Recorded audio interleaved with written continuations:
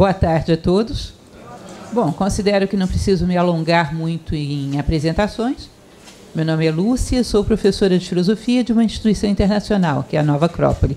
O que eu gostaria de chamar a atenção de vocês é que Nova Acrópole existe em João Pessoa, que, por sinal, foi uma escola que foi fundada por mim. Morei em João Pessoa nos anos de 2003 e 2004 e fui eu que trouxe Nova Acrópole aqui para Paraíba. Eu fui a fundadora da escola aqui. Amo essa cidade, tenho um carinho muito grande por João Pessoa e é uma honra estar com vocês aqui hoje. Aqueles que quiserem conhecer, a escola fica ali na Avenida Monteiro da Franca. Eu trouxe aqui para vocês os endereços. Se você entrar no nosso site, o acropole.org.br, você tem os endereços no Brasil inteiro e, aliás, no segundo, que é o endereço internacional, você encontra no mundo inteiro. Portanto, se você for ao Japão, à China, ao Canadá, você vai encontrar lá a Nova Acrópole. É um trabalho internacional que ensina a filosofia à maneira prática, ou seja, fazer da filosofia algo vivencial, algo útil na vida das pessoas. Eu sou uma professora relativamente antiga da instituição e a ideia hoje é falar sobre um dos temas que são mais caros, e eu digo que um dos mais apropriados para a filosofia, que é a ideia do relacionamento humano. Antes disso, gostaria de chamar a atenção também de vocês sobre o YouTube. Nós temos um trabalho no YouTube de mais de 300 palestras gratuitas. Basta que você entre no YouTube e digite Nova Acrópole. Vocês vão encontrar um trabalho enorme, desde coisas práticas e simples como aprender a estudar, técnicas de estudo, até educação, criação dos filhos, tudo abordado através da visão filosófica. Como lidar com a ansiedade. Tem muitos elementos muito interessantes que tenho certeza que vão apreciar. Eu espero que vão lá e façam uma visita. Bom, então, continuando, o nosso tema hoje é o tema do relacionamento humano, ou seja, em outras palavras, convivência.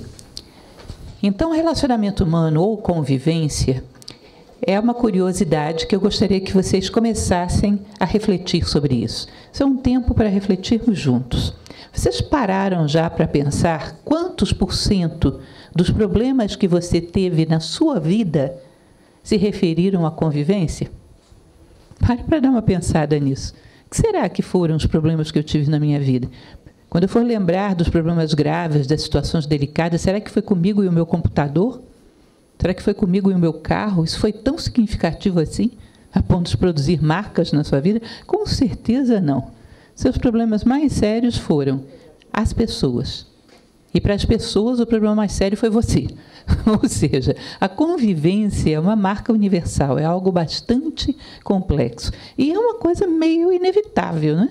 Porque desde que o ser humano se conhece como tal, ele é um ser social. Ou seja, não aguento viver com o outro e também não aguento viver sem ele. Não é curioso isso?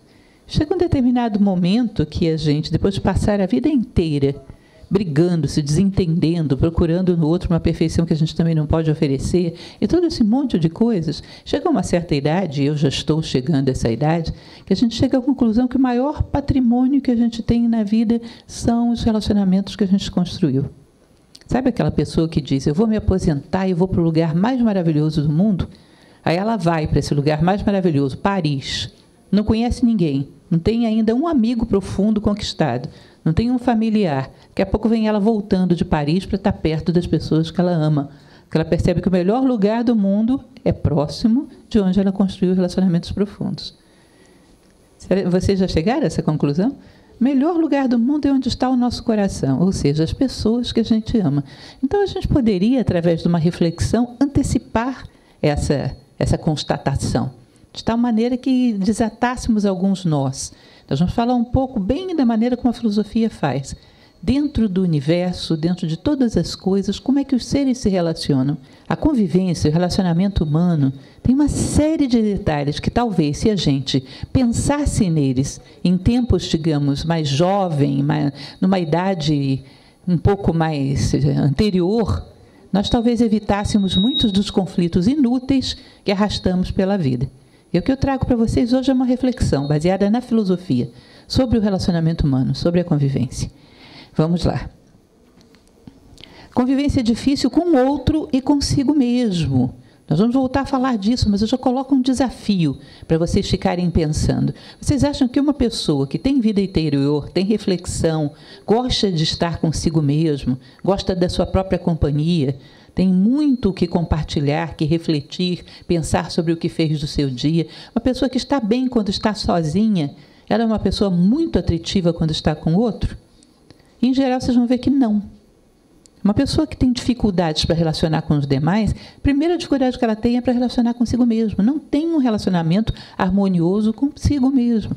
Não sabe tratar bem o seu passado, extraindo o melhor sem muito drama. Não sabe se fixar no seu presente para ver as coisas belas que a vida está oferecendo todo dia. Não sabe sonhar o seu futuro pensando em beneficiar mais pessoas do que apenas ela mesma. Ou seja, ele tem uma série de ruídos internos. Falta de vida interior, falta de identidade, aquela pessoa que não suporta ficar sozinha, porque não suporta conviver consigo mesmo, é um estranho para si mesmo. Essa pessoa é uma encrenqueira em potencial. Então, vocês vão perceber, existe um ditado que parece a coisa mais boba do mundo. Vocês vão ver como ele tem sentido, que diz o seguinte: quanto mais dentro, mais fora. Então, o primeiro problema de convivência que a gente tem é conosco mesmo. Às vezes não somos agradáveis para nós mesmos, por isso que não suportamos a solidão. Temos que procurar uma pessoa do lado de fora que nos roube de nós mesmos. Isso não é uma pessoa, é um Facebook, é a internet, é a TV. Algo tem que nos roubar de nós mesmos, porque a gente não aguenta conviver conosco mesmo. Isso é a raiz daquele que tem problemas de convivência. Então, harmonizar dentro e fora, esse é um primeiro detalhe importante. Hominídeos antes dos sapiens. Há pouco tempo era 200 mil anos que se dizia que tinha começado o Homo sapiens sapiens. Agora o pessoal já está estendendo para quase 300 mil. Eu gosto bastante desse assunto, estou sempre acompanhando. Ou seja, que começou o homem da maneira como a gente entende. Quando começou, gente, já era uma coisa assim um pouco bem diferente do que a gente entende por ser humano hoje em dia. Ele já era social. Parece que a gente foi feito por natureza para viver juntos. Se a natureza programou um determinado atributo para um ser, como é que ela pode ter programado para uma coisa que não tem como dar certo?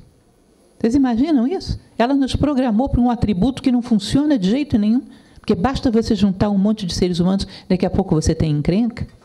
Quantas vezes, contem aqui para mim, entre nós, que ninguém nos ouça, vocês viram amigos que resolveram dividir apartamento e você já pensou, vai dar confusão. Foi papum. Acaba a amizade e acaba a parceria dentro do apartamento. As pessoas se amam muito, até o momento que o atrito fica muito, a convivência fica muito próxima. Já não se amam tanto assim. Isso fora os relacionamentos conjugais e tudo mais. A inabilidade para conviver é um dos nossos problemas mais sérios. Então, entenderam? O ser humano foi feito para ser social. É isso que essa tela está querendo dizer. E a natureza não erra. Se ela nos fez para sermos sociais, tem um jeito disso dar certo. Tá? Continuando, vida agrega para potencializar. Vou contar alguns casos para vocês, algumas passagens de como a vida age em tudo à nossa volta. Imaginem isso aqui, por exemplo. Imaginem vocês que isso aqui seja uma molécula de água. Era uma vez um átomo de hidrogênio que vivia feliz da vida e caminhava por aí, até que um dia ele resolveu fazer uma parceria com outro átomo de hidrogênio e mais um átomo de oxigênio.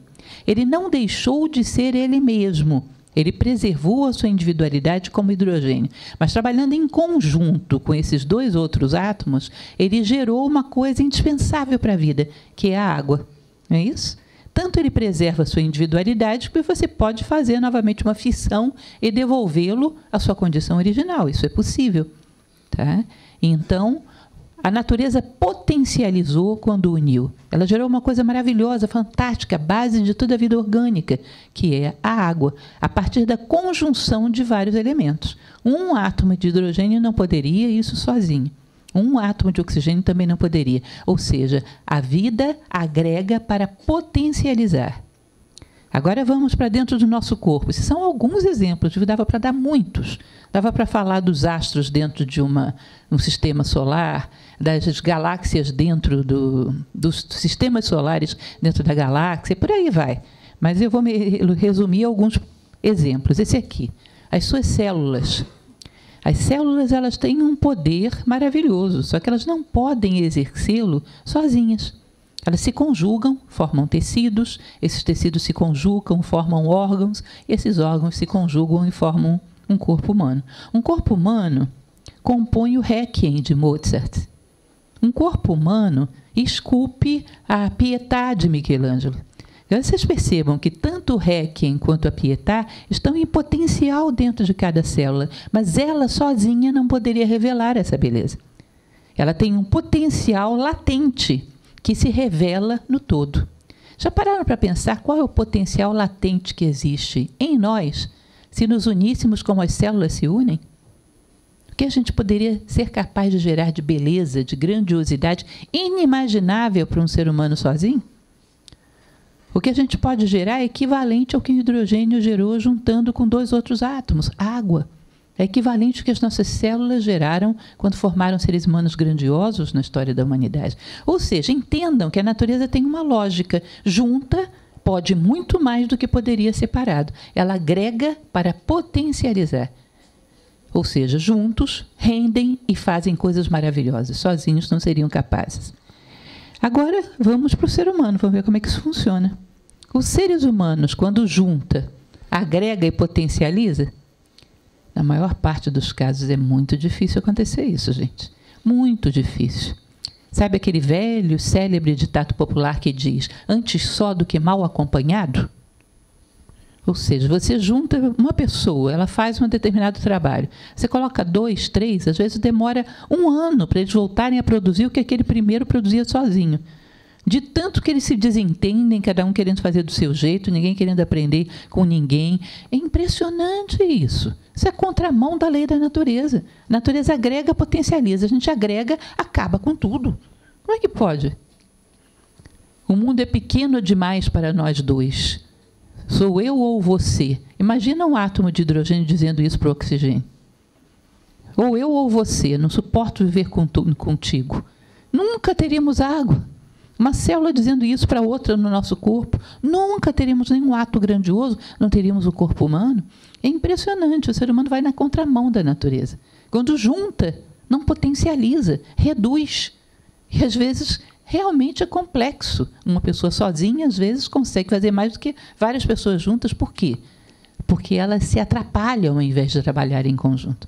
A capacidade de trabalho em equipe bem-sucedida hoje já é uma qualidade rara. Isso constatado por uma série de pesquisas. Isso é muito engraçado, né? Por que isso funciona em todos os lugares, menos na gente? E o que poderia acontecer se funcionasse? Olha a grandeza, um átomo de hidrogênio, água, uma célula e a Pietà. O que poderia acontecer se isso desse certo? Vamos lá, continuando. A natureza leva um tempo muito, muito grande para gerar um ser como o ser humano. E aí nós temos aqui uma pequena escala que vai todos os períodos geológicos, né, desde a criação da própria Terra até a solidificação, até o surgimento dos vegetais e vai embora. Até que depois disso tudo surge o homem.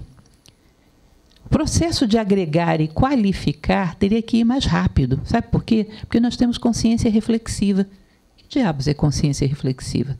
É um nível de consciência que nos diferencia dos animais, que permite que a gente olhe para nós mesmos, saiba da nossa finitude, queira saber de onde viemos, para onde vamos, tenhamos consciência da morte, tenhamos curiosidade para entender o todo, para entender o sentido da nossa presença no mundo, ou seja, a gente tem capacidade de se ver de fora e querer entender o fenômeno que é a humanidade, o fenômeno que é o universo. A gente olha para as estrelas, quer saber de onde elas vieram. A consciência reflexiva é um prodígio, gente.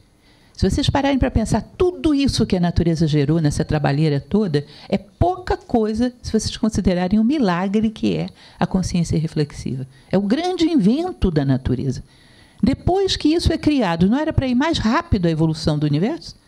Era, mas fica mais complicado, inclusive sujeito a retrocessos. Porque daqui a pouco vem um ser humanozinho desse, cria uma bomba, pomba. Desmonta um monte de coisa que a natureza criou, tem que voltar para trás. Ou seja, não só não avança mais rápido, como às vezes retrocede. Ou seja, o ser humano não aprendeu ainda a lidar com a condição humana, de tal maneira que justificasse a natureza tê-lo criado. Justificasse o investimento que a natureza fez para criar a gente. Era para ajudá-la? Era para fazê-la avançar mais rápido. Ele ainda não saiu desse estágio de descobrir o que é a condição humana, o que ela lhe permite e o que ele deve à natureza, o que ela espera dele. Já pararam para pensar nisso? Olha, filósofo em geral, ele tem uma certa chatura congênita de se perguntar sobre tudo. E essa é uma pergunta interessante. Vocês já pensaram o quanto a natureza investiu na gente e se a gente está, pelo menos, devolvendo a ela o que ela deu? Você sabe o que é um ser humano com uma longevidade, digamos, de 72, 73 anos, que é o que o Brasil tem hoje, consumindo de água, de ar que ele respira, da terra que gera o seu alimento, do fogo que consome o seu alimento, que cozinha, que prepara as ferramentas que ele usa. Você sabe quanto a gente consome desses 4 elementos para viver uma vida de 72 anos? E o que a gente dá para a natureza em troca desse gasto enorme que ela tem de recursos com cada ser humano? E não precisa ser uma devolução apenas em recursos. Ela não quer só que você dê para ela água, ar, terra e fogo. Ela quer que você dê para ela aquilo que só um ser humano pode dar. Talvez sabedoria, talvez valores, talvez virtudes, porque isso aí ajuda muito. Isso é uma ferramenta útil. Pensem, gente, a natureza diz, preciso de uma árvore. As árvores presentes fazem o que lhes correspondem, fazem fotossíntese, fazem a troca gasosa de oxigênio com gás carbônico. Precisa de um animal, o animal diz presente, vai lá, sobrevive da melhor maneira possível, perpetua a espécie, não é? Se prolifera, procria. A natureza diz, preciso de um homem. Cadê o homem para dizer presente? O que seria um homem dizendo presente? Seria um homem aportando com aquilo que lhe corresponde, pela consciência reflexiva que recebeu, que é aquilo que se diz que é o ideal humano, valores, virtudes e sabedoria. É isso que ela esperava que a gente desse. Porque valores, virtudes e sabedoria potencializam muito o universo, acelerariam o processo, seríamos ótimos auxiliares da natureza. E nós não damos isso, não entendemos que isso é o auge da natureza humana, isso é o ideal humano. Nós achamos que viemos aqui para construir coisas. Vocês acham que a natureza precisava da gente para construir o quê? Máquinas voadoras. Ela construiu um monte de cometa que está aí voando para todo canto, os próprios planetas estão voando. Objetos que voam à velocidade da luz. Mas ela já não criou a velocidade da luz? Para que ela precisava da gente para isso? Só tem uma coisa que ela precisa da gente para construir. Homens. Porque existe uma lei incômoda, que é a lei do livre-arbítrio, que não permite que ninguém seja forçado a ser um ser humano pleno. Tem que ir com as próprias pernas. Aliás, eu ando fazendo baixos assinados para pedir a revogação da lei do livre-arbítrio. O que vocês acham? Porque vamos e venhamos. Não sei se ela está dando lucro ou prejuízo. Mas, enfim, a única coisa que a natureza precisa de nós é que a gente seja humano. Um ser humano é capaz de reverter todas as crises do mundo, na plenitude da condição humana, cá entre nós. Vocês acham que o problema, por exemplo, da fome é falta de alimentos ou é falta de fraternidade? O problema da miséria humana em geral é falta de bens materiais ou é falta de honestidade, de integridade, de valor? Percebem? O que está faltando são elementos humanos. A gente deveria olhar para cima para procurar o que está faltando. Porque um ser humano, quando assume o seu lugar, ele cuida da escassez de água no planeta, ele cuida da devastação das florestas, ele cuida da extinção de animais, como diz a tradição bíblica. Tudo mais será dado por acréscimo. Portanto, eu desafio vocês a me encontrarem um ser que esteja em maior perigo de extinção do que o homem.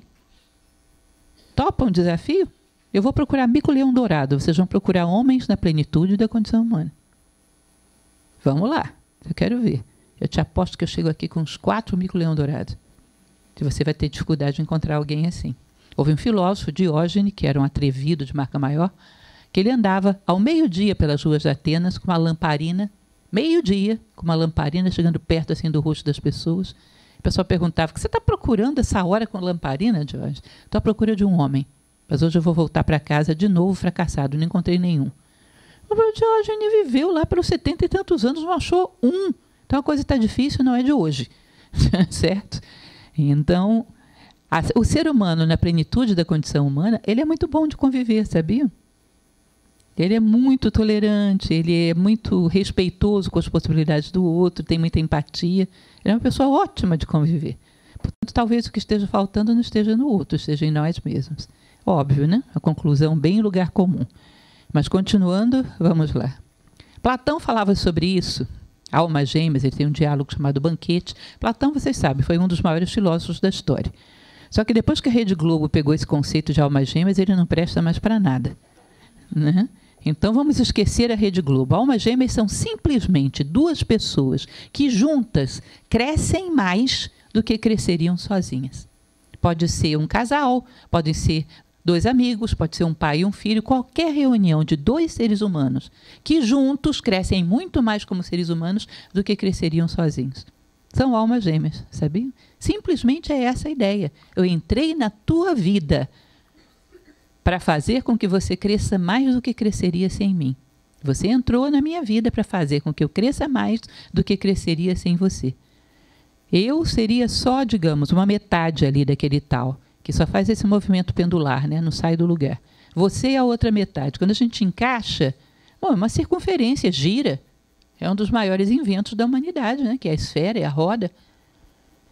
Então é um invento maravilhoso quando a gente consegue trabalhar juntos, aportando um à vida do outro. Existe um outro pensador romano chamado Sêneca, o maior orador da história, que era muito provocador também. Ele diz o seguinte: olha, de vez em quando você tem que olhar para trás e ver se o fato de você estar convivendo com as pessoas que conviveu a vida inteira foi bom ou mal para elas. Já tiveram essa curiosidade? Fulano, se não tivesse me conhecido, estaria melhor ou pior do que está? Ou seja, eu agreguei ou eu subtraí da vida dele? Porque um dia você vai chegar diante da morte, é inevitável, vai ter que olhar para trás. Já pensou deixar para fazer essa constatação só na hora da morte, onde não dá mais para mudar, e chegar à conclusão que se as pessoas não tivessem te conhecido, seriam melhores? Ou seja, que você não somou a vida de ninguém. Eu não consigo nem imaginar uma possibilidade dessa. Deve ser um terror. Mas será que é impossível? Alguém que passe pela vida e não seja um fator de impulso, de crescimento para ninguém que conviveu com ele? Será que isso é impossível? É trágico, mas eu acho que não é impossível. Ele dizia: a pior somatória de vida que alguém pode ter é essa. Aí ele vem com uma frase maravilhosa que diz: certifica-te de que és fator de soma nas pessoas em cujas vidas participas. Para as pessoas em cujas vidas participas. Certifica-te, dá uma olhada de vez em quando. Encontrei com um amigo no meio da rua, conversei 5 minutos. Ele saiu melhor do que estava antes, a consciência é mais elevada ou mais baixa? E a minha? Ou seja, esse ponto de encontro puxou os dois para cima ou baixou ainda mais a consciência? Porque a partir da tua consciência vem tudo que você vai fazer depois. O grau onde está vibrando a tua consciência determina o que você vai fazer depois. Tá? Então é um elemento muito interessante entender. Nós éramos humanidade para sermos todos almas gêmeas. Contrariamente à telenovela da Rede Globo, todos nós éramos para ser almas gêmeas. Era para estar aqui para que a gente crescesse mais juntos do que cresceríamos separados. Nascemos para isso, fomos feitos para isso. A natureza humana tem esse poder. Vamos lá. Harmonia das diferenças. Esse é um outro desafio que eu coloco para vocês perceberem. Eu gosto muito desse quadro. Isso aí é um fragmento da Alegoria da Primavera de Sandro Botticelli. Não sei, cada um tem o seu gosto. Eu acho muito bonito. Para aqueles que acham bonito, como eu, por que vocês acham que isso é belo? Além das formas do desenho, você percebe que tem várias cores diferentes, harmoniosas entre elas? Eu digo, não, tem cor demais aí. Eu só gostei do verde. Pego e pinto tudo de verde. Acabou a beleza, né? A beleza não é a harmonia dos contrastes, dos diferentes? Cada um preservando a sua individualidade. Você combina. A harmonia das diferenças produz a beleza. Numa melodia que você gosta, como é que é? Pense, qualquer melodia. Não é diferentes notas musicais harmoniosas entre si que provocam uma bela melodia? Eu digo, não, tem nota demais nisso aí. Só dó. Dó. Nem o samba de uma nota só tem realmente uma nota. O João Gilberto, recentemente falecido, sabia disso. Tinha que combinar várias notas. Não tem beleza em algo que não tem diversidade inteligentemente combinada. A beleza nasce assim. Esse é um outro problema que a gente tem hoje em dia. Tem tanta confusão na sociedade, tanto problema de convivência, que a gente acha que para não ter problema a gente tem que ser igual a todo mundo. Aí massifica. A massificação não é bela. Ela é frustrante. Ela gera infelicidade. gera homens incompletos, e homens incompletos são muito encrenqueiros. Não resolve. Nós não nascemos para sermos todos iguais, mas cada um ser profundamente aquilo que é, conscientemente, saber o que é, e harmonizar-se com os demais e produzir um quadro como esse. A harmonia das diferenças produz a beleza. Ou seja, também a arte fala sobre isso. É a mesma ideia. Vamos lá. Geometria espacial, uma pirâmide. Muitas vezes na história, inclusive o próprio Egito falava disso, eles colocavam a pirâmide como uma representação da evolução humana. Então imaginem, aí eu coloquei uma pirâmide com 4 faces, você poderia colocar infinitas. Eu posso subir, digamos, através da filosofia, embora a filosofia seja universal, né? Pegar uma coisa mais específica, eu posso subir a pirâmide sendo professora. Eu quero chegar ao ápice da condição humana, que são valores, virtudes e sabedoria, através da pedagogia. Ela quer chegar como engenheira, ele quer chegar como arquiteto, ele quer chegar como médico. Vocês percebem que cada um, dentro daquilo que faz, se tem uma intenção de se tornar um ser humano melhor, servir, cada vez mais pensar no todo, todos vão subindo, e à medida que se aproximam ali do ápice da pirâmide, nosso vermelhinho está meio fraquinho, à medida que se aproximam do ápice da pirâmide, vão se aproximando também uns dos outros. Quem sobe vai ficando mais juntinho, não é não? Geometria. Se vocês não gostam, briguem com a geometria espacial. O que é fato é, você sobe por qualquer face da pirâmide. Você vai entender cada vez melhor a medicina dele, a engenharia dele, a minha pedagogia, a medicina dela. Ou seja, quem cresce fica mais próximo dos demais, compreende melhor os demais. Aí a pergunta fatal. Se você está ficando cada vez mais distante e encrenqueiro com todo mundo, você está subindo ou descendo? Geometria, não sou eu. Não fiquem com raiva de mim. A geometria diz que quem está afastando de todo mundo é porque está descendo. Isso é um sentido indiscutível. Tá? Ou seja, mais um testemunho de que nós tem uma relação muito grande com o que a gente está fazendo com a nossa vida e a dificuldade de estarmos uns com os outros. O problema é mais dentro do que fora. Continuando. E é bom que vocês não ficam com raiva de mim, porque quem disse foi a geometria, não fui eu. Aqui mais uma coisa interessante, aqui eu gostaria de chamar a atenção de vocês. A astronomia. Todo mundo sabe que no nosso sistema solar, nos sistemas solares em geral, o Sol é que dá vida, sustenta, viabiliza a harmonia em todos os planetas. No nosso sistema só se conhece vida na Terra, mas de qualquer maneira a existência de todos os planetas, a órbita deles, uma temperatura razoável, a possibilidade de existência, tudo depende do Sol, tudo gira em torno do Sol. Portanto, a gente poderia dizer que é como se fosse uma família, um sistema solar. Existe um centro, como se fosse um pai que sustenta a vida e tudo mais gravita em torno dele. Mas como é que ele sustenta todos esses planetas? Como é que ele viabiliza esse sistema solar? Oh, eu amo muito a Terra. Vem cá, minha querida, deixa eu te dar um abraço. O que aconteceria? Ele esturricaria a Terra. Para que ele se mantenha com todos esses planetas gravitando à sua volta e bem, é uma questão de distância e de ritmo corretos. Cada um no seu lugar, no ritmo correto e na distância correta. Ou seja, no ritmo e na distância correta, você é capaz de se harmonizar com qualquer ser no universo. Claro que isso pode mudar ao longo da tua vida, mas em cada momento você tem que saber o ritmo e a distância correta. Não suporto conviver com tal pessoa. Bom, talvez, dado o nível de consciência que estamos agora, a sua distância de mim deveria ser um pouquinho mais longe. Em um ritmo talvez mais espaçado, onde a gente não estivesse ali se roçando todos os momentos do dia. Tá? Eu encontro uma distância e um ritmo onde eu consigo conviver bem com você e nenhum dos dois fere um ao outro. Bom, isso é eterno? Não, a gente vai crescendo, vai amadurecendo. Talvez num outro momento, essa distância e esse ritmo possa se tornar mais próxima, mais intensa. Saber se colocar na posição em que a tua relação com o outro fica harmoniosa. Está muito atritiva? Talvez o ritmo esteja muito intenso, talvez a distância esteja muito próxima. Mas não tem essa de ou eu ou ele. Eu e ele, ambos. Mas como Platão dizia, a justiça significa encontrar o lugar certo de cada coisa, onde todas as coisas se justificam. Achar o lugar certo onde as relações se harmonizam. Por exemplo, se eu passasse um abaixo-assinado para vocês, perguntando se vocês gostariam de preservar a onça do Pantanal. Todo mundo assinaria, não é? Eu acho, é uma boa causa, tem que preservar mesmo. Mas aonde vocês querem preservar a onça do Pantanal? Ela no Pantanal e você aqui, né? Alguém quer levar a onça do Pantanal para dentro do seu apartamento? Percebam que nós temos que trabalhar em harmonia com tudo, mas achando a distância e o ritmo onde as coisas se justificam, ficam bem, sem excluir ninguém, sem excluir a possibilidade de que essa distância e esse ritmo mude em outro momento. Tá? Mas saber manter aquela distância onde ambos se preservam. Ainda que haja uma conjuntura que faça com que fiquem muito contíguos espacialmente. Saber encontrar uma distância interna onde um respeita os limites do outro. Até aquele ponto onde tudo se harmoniza. Basta você não considerar a possibilidade de excluir o outro. Eu vou ter que conviver com ele. Não existe a possibilidade de excluí-lo da minha vida.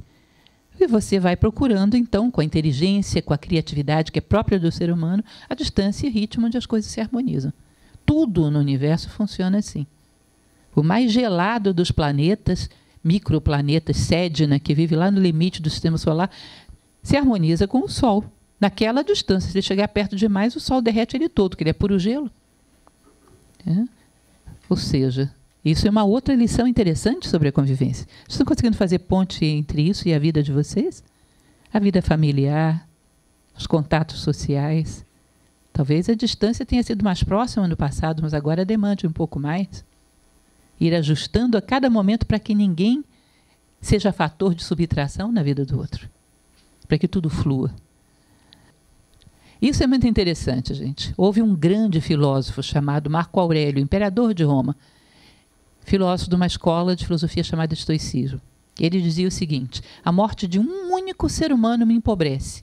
Significa um universo ímpar e irrepetível com o qual eu deixei de travar contato. Vocês percebem que cada um de nós tem uma essência, uma mensagem a dar ao mundo. Se eu deixo de conhecer uma pessoa que entrou no meu caminho, que eu poderia ter conhecido, é uma parte da sinfonia do universo que eu não vou ter, é uma nota que eu perdi. É uma peça do meu quebra-cabeça que eu não vou montar. Porque cada ser humano tem uma mensagem única e irrepetível. E se nós temos a curiosidade de entrar no mistério do outro, conhecer profundamente o outro, ele nos agrega algo precioso que nenhuma outra pessoa poderia dar. Existe um livro da tradição oriental budista, que é o Dhammapada, que diz o seguinte: mais do que 1000 palavras sem sentido, vale uma única palavra que traz consolo a quem a ouve. Cada um de nós tem uma palavra para pronunciar, que só nós podemos pronunciar. E o mundo está sedento dela. O mundo necessita desse recado que nós viemos aqui para dar. Isso é a nossa essência mais profunda. O mundo necessita do nosso recado. E se nós entendemos isso, também somos curiosos em entender o recado do outro. Apagar os nossos preconceitos, as nossas visões distorcidas, fazer um certo silêncio interior e ouvir o que o outro tem a dizer. Quem trouxe Nova Acrópole para o Brasil foi um professor chileno chamado Michel Echenique. Ele era uma figura, engraçadíssimo. Faleceu já tem uns 5 anos. Toda vez que um aluno ia fazer uma pergunta para ele, ele ficava numa posição bem típica dele. Ele era grandão e ficava assim olhando para baixo. Eu ficava curiosíssima, eu era garota nessa época. Curiosa para saber o que ele estava fazendo. Já sou filósofo, ainda era garota, bisbilhoteira, é uma conjunção de atributos. Tudo que ele fazia eu ia lá perguntar. Aí um dia eu fui lá perguntar: professor, o que o senhor fica fazendo quando as pessoas te perguntam as coisas, que o senhor fica olhando assim para o chão parado? Ele disse: nada, fico esvaziando a mente. Se eu pensar alguma coisa, eu distorço o que a pessoa está dizendo.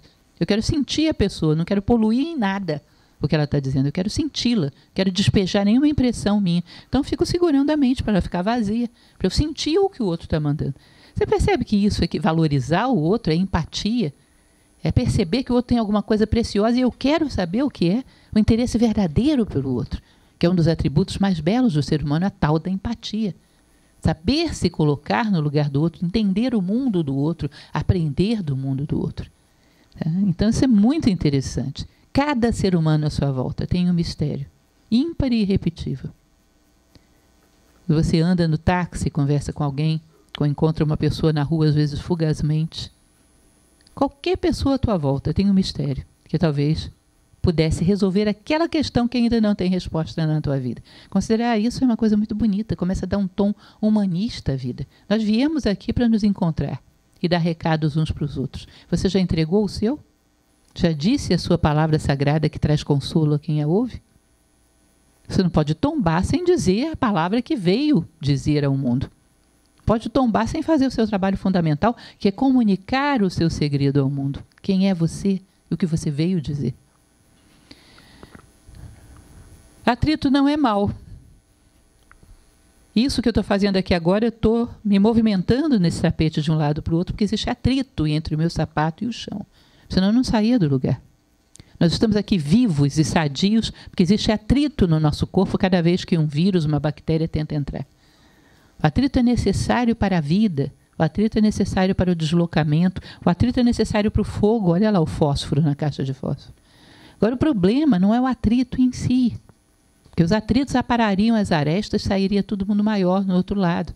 Havia um filósofo chamado Hegel, que ele dizia que as relações são tese, antítese e síntese. Eu tenho uma visão, você tem outra, vai produzir um atrito, somos diferentes.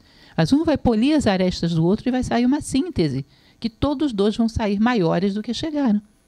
Você aprendeu comigo, algumas coisas tuas estavam erradas, eu aprendi com você, algumas coisas tuas estavam erradas, mas ambos tinham pontos de vista certos. Então saímos os dois numa síntese onde ambos ganham. Quando acontece isso? Quando todo mundo aí tem humildade e ânimo de aprender com o outro. Sabe quando é que o atrito começa a ficar um caos? Quando alguém se sente dono da verdade, aí a coisa fica feia. Aí começa a ter aquilo que nós conhecemos como a disputa de touros. Um touro batendo de testa com o outro. Quem se acha dono da verdade, ou você está comigo ou está contra mim. Não quero aprender nada com você. Quero impor a minha verdade. Se você não aceita, eu vou brigar até tombarmos os dois. Ou seja, um tipo de prepotência, de isolamento, de achar que sabe tudo, que é dono da verdade, é um dos ingredientes fundamentais para a gente infernizar a vida da sociedade e a nossa, inclusive. Olhem para si mesmos no espelho e digam, você não é dono de nenhuma verdade. Tenha humildade de olhar para dentro e saber que a maior parte dos seus pensamentos nem são seus. Você é coletor da sociedade. Saber o quão pouco você sabe de si próprio, o quão pouco sabe do mundo. Se nós não abrimos mão dessa ideia de que somos donos da verdade, esqueçam, a convivência é impossível. Ou o outro se submete, ou o outro é eliminado. É jogado fora da sua vida. E isso... Olha, somos 7 bilhões de seres humanos nesse planeta. 7 bilhões de donos da verdade, cada um com uma. Não vai dar. Era melhor que chegássemos à conclusão que todos nós sabemos muito pouco. E saíssemos compartilhando que talvez desse alguma coisa, se somássemos o pouquinho que cada um tem. Tá? Então, essa é uma concepção errada. Não é o atrito que é mal. É como você resolve o atrito. Os atritos podem fazer crescer muito. Aliás, eu acho que estamos juntos para isso. Os atritos são necessários. Tá aí, momentos de inverno e de verão. Aí já é uma briga um pouco mais filosófica que eu queria explicar para vocês. A natureza tem momentos de outono e inverno onde ela recolhe, a vida se recolhe. E de primavera a verão onde a vida se expande. A gente deveria aprender com essa lição da natureza. Gente, hoje, a filosofia fala isso há sei lá quantos anos. Falam que desde Pitágoras, né? Eu acho que é muito mais. Mas se for só Pitágoras, são 2.600 anos. Que a filosofia fala uma coisa básica. Aprenda da natureza para entender a si próprio. Hoje nasceu uma ciência muito interessante, inclusive, chamada biomimética, que chegou à conclusão disso, que o ser humano tem que aprender da natureza para poder ser um ser humano melhor. Gente, que novidade! Pitágoras falou isso a vida inteira. Agora a gente redescobriu isso. O que significa isso? Você quer saber o que é um bom líder, por exemplo, que é uma coisa que hoje está na moda? Olha como é que a tua cabeça lidera o teu corpo. Como é que seu cérebro, a sua mente lidera o seu corpo. Ela só pensa em si mesma? Ou ela pensa no bem do todo? Ela é capaz de administrar de tal maneira que todo o corpo seja beneficiado. Começa a olhar os critérios que ela utiliza para comandar o corpo. Ela é o melhor líder que tem. Você quer saber como é a paz? Olha como é que o teu corpo faz para manter a saúde. Se organiza, administra bem o funcionamento das partes, mas coloca uma defesa clara, de tal maneira que qualquer coisa que seja prejudicial entrou, bate e bota para fora. Não é assim? Ou seja, ele não é passivo, ele é pacífico. Ele tem a capacidade de criar um limite aqui dentro da harmonia e de fora, se não veio para somar, fora. E ele é pacífico. Tenta ir com um discurso passivo para os teus glóbulos brancos, para ver o que eles vão dizer. Não, meu amigo, aceite tudo. Você tem que se contemporizar, aceitar de tudo. Imagina se ele entra nessa e aceita de tudo. Morremos na hora. Vocês percebem que isso é uma lição de paz? Que a nossa cabeça nos dá uma lição de liderança? Que a natureza que está aí na nossa janela nos dá uma lição de harmonia, porque não existe uma folha igual a outra numa árvore. E se harmonizam ali as diferenças e produzem um conjunto belo. Uma floresta como a Amazônia, ela tem tanto valor, por quê? Porque tem a maior diversidade biológica do planeta. Ela é uma lição de como as diferenças podem conviver em harmonia. Aprender da natureza. Isso ajudaria, faria a gente ganhar muito tempo e não inventar tanta bobagem como a gente inventa. Tá? Então, a natureza tem momentos de recolhimento e depois de expansão. Você também tem que ter. Você não pode sair no mundo de mãos vazias, sem ter nada a dar para os outros. As pessoas precisam de respostas. As pessoas precisam que você as conduza para um caminho que faça a diferença. Elas precisam saber como se conduzir agora, como viver. Está todo mundo carente de respostas. Você tem que, de vez em quando, se recolher para dentro de si próprio. Refletir a respeito da tua vida, de todos os ensinamentos que recebeu. Refletir a respeito do que justifica tudo isso. Por que tudo isso aconteceu na minha vida? O que me permitiu aprender? Rever os traumas para ver que agora, com a cabeça fria, eu percebo que aquele fato foi bom para mim. Porque se eu não tivesse passado por ali, não seria o que eu sou hoje. Fazer uma síntese, perceber que a tua vida não foi caos, que tudo teve uma lógica para te trazer ao momento presente. Aprender da vida, sintetizar tudo que você aprendeu. Depois de mergulhar dentro de si, você sai para a rua como? Com os braços repletos de frutos. Tem alguma coisa para oferecer para as pessoas? Tem uma forma de ajudar? Tem ensinamentos para transmitir? Ou seja, a natureza se internaliza, mergulha a semente lá debaixo da terra, fica quietinha, depois sai cheia de flores e de frutos. Tem o que oferecer. Existe uma antiga máxima que um mestre de filosofia dizia aos seus discípulos, mas que serve para qualquer pessoa, embora eu acho que vocês todos são filósofos, estou seriamente desconfiada. Ou pelo menos vou tentar fazer que sejam. Porque é simplesmente uma forma de encarar a vida querendo aprender e querendo ser fator de soma. E vocês podem e devem ter, porque todo ser humano tem esse potencial. Tá?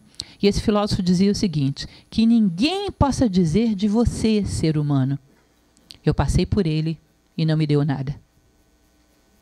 Entenderam isso? Passou por você alguma coisa que agregue. Mas cadê a oficina onde você fabricou isso? Onde você fabrica isso que você vai estar permanentemente oferecendo? Então, ciclos de estar consigo mesmo e construir identidade, construir valores próprios, pensar nas coisas que você acredita. Por que eu acredito nisso? Eu provavelmente copiei do meio, daquilo que está na moda, porque eu nunca pensei sobre isso. Por que eu tenho tal preconceito? Olha, isso eu devo ter copiado das formas mentais que estão por aí. Porque eu nunca tive uma experiência para achar que isso não presta, nunca me fez nada. Por que eu odeio tal personagem público? A maior parte de nós é clonado, não é nosso, é copiado no meio. Gente, olhem para a história e me digam um único homem que tenha feito alguma coisa que tenha valor, que fosse produto do meio, que pensasse segundo a moda. Me digam um único momento histórico que a moda estava certa. Falem aí. Qual era a moda na época do nazismo na Alemanha? Judeus são os demônios, não é isso? Qual era a moda no período escravocrata? Todas as pessoas de pele negra não prestam para nada. Qual era a moda? Gente, moda nunca foi uma coisa muito recomendável para ser conselheiro de ninguém. Parem para pensar. E os homens que fizeram coisas grandes eram homens que estavam fora de moda, que pensavam por si mesmos. Será que só agora a moda está boa? Como é que você entrega toda a sua vida a isso? Nunca deu certo, só agora que vai dar? Não mudou tanto assim não, gente. O dever de construir a si mesmo para ter o que compartilhar. Isso é um elemento fundamental para a convivência. Uma vez, eu estava numa livraria, uma história boba, mas eu gosto de contar história boba para vocês perceberem que a gente está sempre aprendendo em tudo, deveria ser assim. Isso é o espírito filosófico. Estava numa livraria, não sei por que cargas d'água, resolvi folhear o diário da Marilyn Monroe. Ver as caras escandalizadas dele. Oh, o que ela estava lendo isso? Estava, não sei por quê, me deu curiosidade. Fui folhear, lá no meio, num determinado momento, a Marilyn Monroe. Ela escrevia assim no diário dela. As pessoas dizem que me amam, mas elas não podem me amar porque nem me conhecem. Aliás, nem eu me conheço. Eu vou morrer uma estranha para mim mesma. Eu achei aquilo tão doloroso, gente. Se eu pudesse, eu entregaria um folheto de filosofia para Marilyn Monroe imediatamente. Nem eu me conheço, vou morrer uma estranha para mim mesmo. Vocês não acham que a gente está meio parecido com isso, não? Ou seja, se não temos nada para dar, queremos que o outro nos dê. E aí ficamos meio vampiros, querendo só receber, nada para dar. Homem que não tem identidade, não tem vida interior, está sempre de mãos vazias e reclama que os outros não lhe dão nada. Aí começa a vitimização. Coitadinho de mim, ninguém me dá nada. É uma outra história que também é o caos para a vida em sociedade, é a tal da vitimização. Mundo de coitadinhos, todo mundo paciente, nenhum médico. Continuando. Gente, da tradição egípcia, eles usam uma coisa chamada princípio da neutralização. E Platão também fala uma frase que tem muito a ver com esse princípio da neutralização. Ele diz o seguinte, prestem atenção. A melhor coisa que você pode fazer para as pessoas que você ama é crescer como ser humano. O que vocês acham dessa frase? A melhor coisa que você vai fazer para uma pessoa que você ama não é ficar o tempo todo grudada do lado dela. Às vezes isso só desgasta o relacionamento. É se virar e dar batalha para ser um ser humano melhor. De tal maneira que a tua presença inspire ela a crescer, a encontrar solução para os seus problemas, que você tenha algo a aportar para elas e possa garantir, inclusive, a qualidade do seu amor. Porque um homem superficial não garante nem o seu próprio sentimento. Hoje ama e daqui a pouco não ama mais. E esse princípio da neutralização egípcio também é bem interessante. Imaginem vocês, lá na base, eu coloquei ali uma imagem, não sei se está dando para vocês entenderem. Na base desse triângulo tem 2 pontos, são 2 crianças brigando por um ursinho. Então ali estão quase rasgando o ursinho, é meu, é meu, é meu, é meu. Aí chega um ponto acima, que é o pai, e diz, olha meninos, parem com isso. Vocês vão rasgar o ursinho, vão ficar os 2 sem. Entrem num acordo, um brinca agora, o outro brinca daqui a pouco, não é isso? Por que ele pode neutralizar esse conflito das crianças lá embaixo? Porque ele subiu um degrau de consciência. Ele não deseja mais esse tipo de experiência. Ele não deseja mais o ursinho. E, portanto, a consciência dele subiu um grau de maturidade. Ele pode harmonizar os conflitos que estão lá embaixo. Se ele ainda desejasse esse tipo de experiência, ele era o terceiro lá brigando pelo ursinho. Não conciliava o conflito, piorava. Aí vocês imaginem que o pai, que está ali em cima, está aqui a bolinha vermelha. O pai que está ali em cima, daqui a pouco vem o pai da outra criança. E diz, rapaz, o que você está dando ordem para o meu filho? Eu não gosto que ninguém mande no meu filho, não. O que você está fazendo? Não, eu só estou querendo ajudar. Não, mas eu não quero. Enfim, se estabelece um conflito nesse patamar aqui, né? Entre esses 2 pais. Aí vem o avô. Meu avô e diz, rapazes, vocês dois marmanjos, brigando por causa de uma besteira dessa. Não estão vendo que todos os 2 querem o bem das crianças? Se unem, parem de besteira. Por que o avô pode fazer isso? Porque a consciência dele subiu mais um degrau, está lá em cima, né? Eita, agora a coisa ficou feia. Pronto, está lá em cima a consciência do avô. Então ele pode neutralizar conflitos nesse patamar. Não deseja mais ser reconhecido como o melhor pai. Já passou essa fase dele. Isso não é mais uma coisa que ele deseja como experiência. Aí o avô está lá tranquilamente, contente porque resolveu o problema. O que acontece?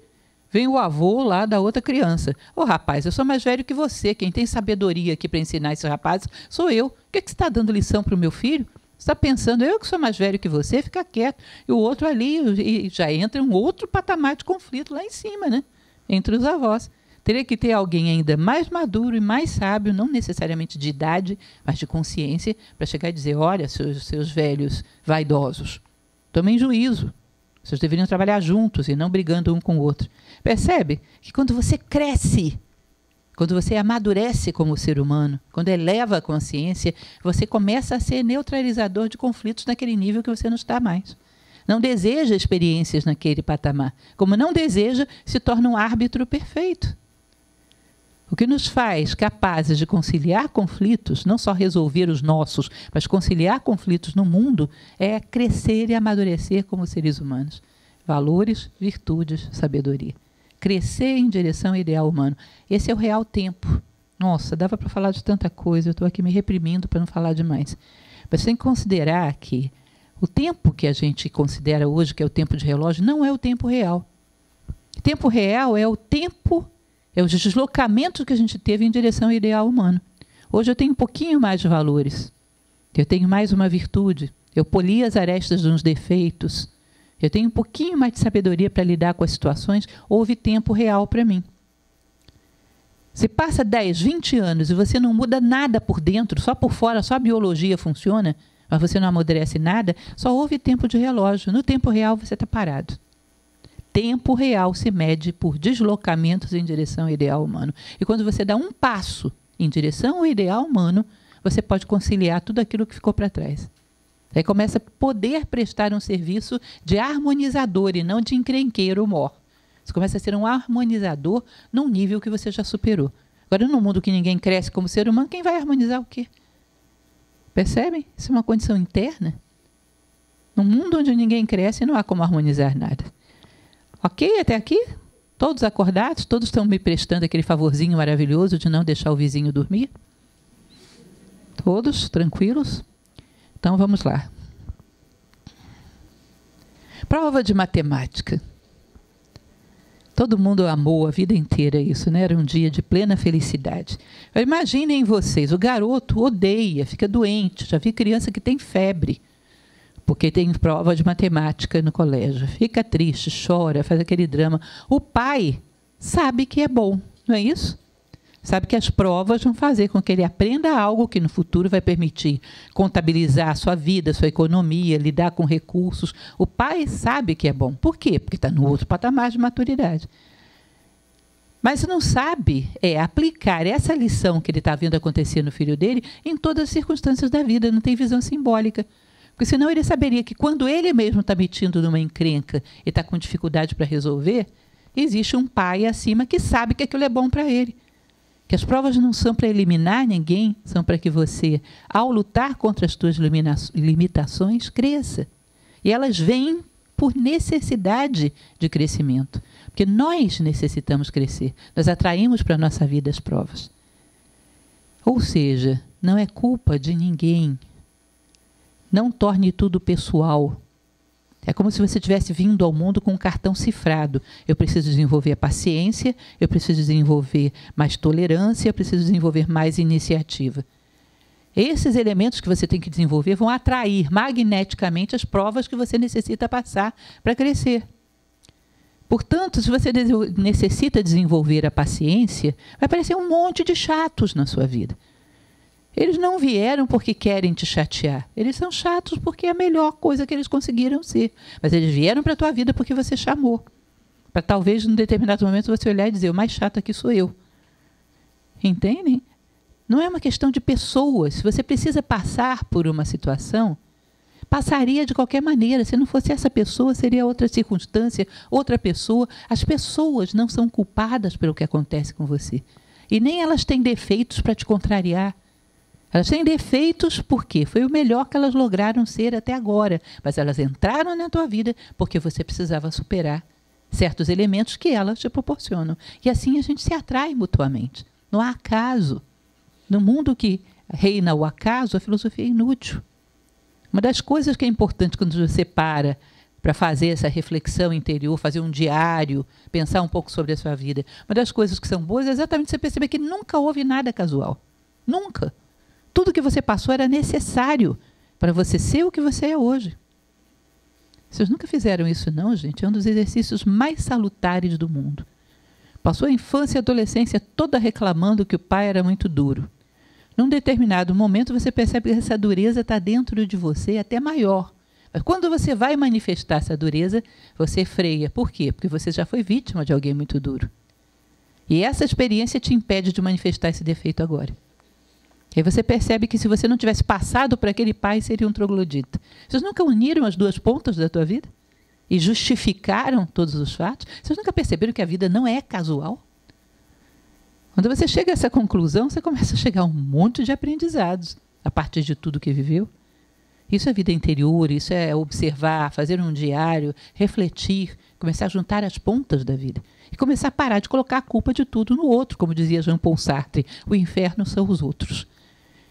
Cada um está aqui vivendo a sua experiência e fazendo o melhor que pode. E os defeitos morais são muito mais complicados que os defeitos físicos. Se uma pessoa tivesse um defeito físico, você não diria, ela tem esse defeito para me contrariar. Mas se ela tem um defeito moral, você diz, ele está me perseguindo. Não, é o melhor que ele logrou ser. Quem sabe você ajuda um pouquinho. Então, provas, se a gente soubesse que elas são para nos promover, seriam bem menos dolorosas e não transferisse a culpa para ninguém. E entendesse que isso é a lei da vida. Você vai entrar num jogo que tem que entender as leis do jogo, porque senão vai perder sempre. Entenda as leis do jogo. São as leis da vida. As provas estão aí para nos fazer chegarmos aonde a gente tem que chegar. É uma escada. Você está numa horizontal, a escada vem e coloca uma parede na tua frente. Ela não quer que eu suba, não. Ela quer que você suba em outro patamar. Aí você sofre, bate com a cabeça contra a parede até que descobre o outro patamar e sobe. Ou seja, a dimensão vertical da escada não é tua inimiga. Ela quer que você desenvolva musculatura e pise num outro degrau. E assim você vai subindo. É a mesma ideia. Conflitos internos. Rapidamente falando para vocês. O que é um ser humano? Muitas tradições falam sobre isso. Algumas chegaram à conclusão que o homem é composto. Algumas falam de 4 elementos, outras falam de 3, mas é mais ou menos a mesma ideia. Que o homem tem um corpo físico, um corpo energético, que é essa energia que nos faz nos movimentarmos, é a diferença entre uma máquina parada e uma máquina ligada na tomada. Nós temos energia, vida circulando em nós. Emoções e mente. E algumas falam de uma mente superior que estaria conectada a algo maior. Mas, a princípio, esses 4 elementos. Você não sabe conciliar conflitos externos, provavelmente você não sabe conciliar também os internos. Porque cada veículo que existe dentro de nós tem aquilo que interessa a eles. Qual é o interesse máximo de um corpo que não foi bem educado? Que você não tem domínio dele? Ficar na cama eternamente, de preferência sendo servido de bandeja. É isso? Para não ter o trabalho de ter que ir até a cozinha. A preguiça, se você largar o corpo físico, é o defeito predileto do corpo físico, se ele não foi educado. Ele não quer fazer nada. Dolce far niente. Corpo energético, se você não educá-lo, ele é ambicioso, ele quer mais e mais e mais energia. Passa a fazer da vida um sistema de captar energias e ter mais. Vira um ambicioso. O emocional, se você não cuidar dele, vai virar um carente, um passional totalmente descontrolado. Vive eternamente buscando emoções fáceis, não aprofunda nada, está sempre carente, está sempre apaixonado. E o mental, se você não cuidar dele, é um curioso que só quer olhar as coisas, mas não quer se comprometer com nada. Bedelha tudo que existe no universo, mas não tem capacidade de compromisso. Ou seja, você tem que educar esses 4 elementos e fazer com que eles se entendam, além disso. Eu sempre conto essa historinha que está aqui ilustrada pelo Garfield, que é o jovem preguiçoso e apaixonado. Vocês imaginam que drama? O que o corpo quer fazer? Cama. O que as paixões querem fazer? Correr atrás da namorada. Como é que ele concilia isso? É um sofrimento. Esse é um caso caricato, uma brincadeira que eu trouxe para vocês. Mas vocês acham que a gente não tem sofrimentos porque a gente não sabe harmonizar as coisas que vivem dentro de nós? E vocês acham que a gente, ao não saber harmonizar os elementos que vivem dentro, provavelmente não sabe também harmonizar os elementos que vivem fora? Isso aqui é um bom palpite de que será o encrenqueiro no mundo exterior.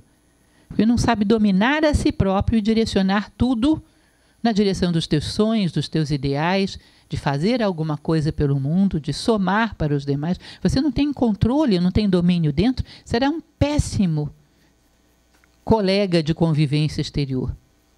A sua convivência tende a ser infernal, porque você não sabe conviver nem internamente.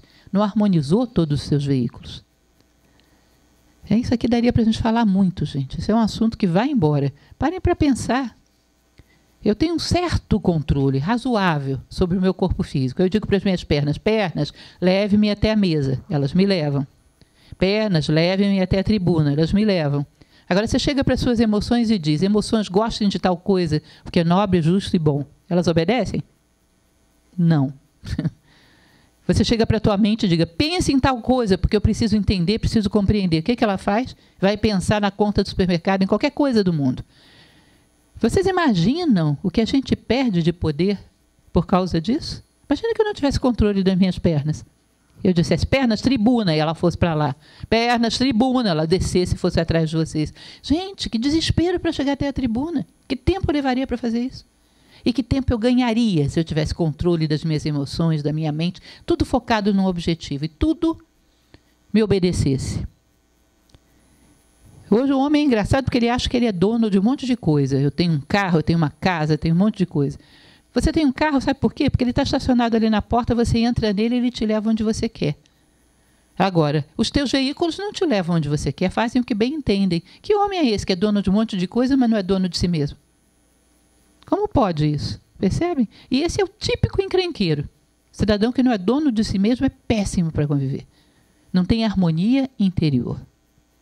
Como eu falava para vocês, um momento de vida interior, alguns minutinhos à noite, fazer um diário, refletir sobre as coisas da tua vida e tomando as rédeas da sua vida, construindo uma identidade. Isso é fundamental para estar com o outro. Quanto mais dentro, mais fora. Continuando, e isso eram cidadãos da Idade Média, que eram chamados de alquimistas, que todo mundo achava que eles queriam transformar chumbo em ouro. Mas, de fato, eles queriam transformar o chumbo da ignorância no ouro da sabedoria. Aí eles diziam que o processo era fácil, simplesinho.